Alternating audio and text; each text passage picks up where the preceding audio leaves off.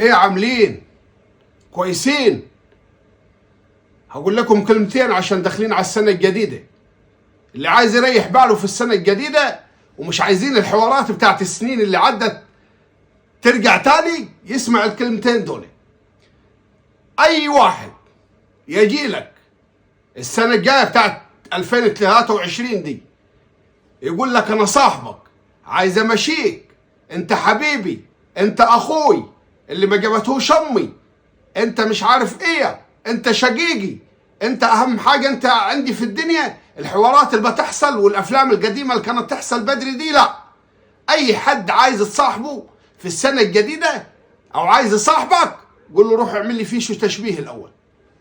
فيشو تشبيه؟ ايوه، قول له روح تفيش الاول وتعالى مشيني، عشان يا اخي الناس لا بيجي عندها ضمير ولا ذمه ولا تحافظ على الاسرار ولا تحافظ على العيش والملح. يا اخي الواحد، يا اخي الواحد من وطاية ابوه ينام معاك على سرير واحد.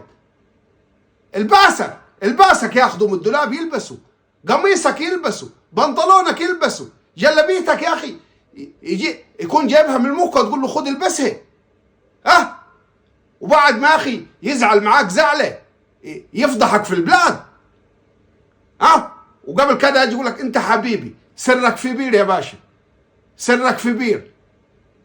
وبعد ما يختلف معاك يا اخي يبيع البير. طب ينفع؟ فاي حد نصيحه والله الكلام ده خدوه من عمكم الضوي.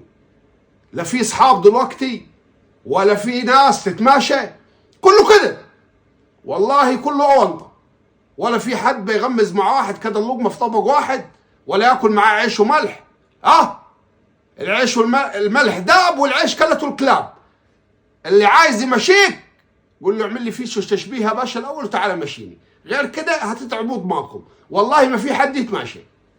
نهايه الكلام عشان تبداوا كده سنه 23 على النظافه، ومش هتكلم تاني بس.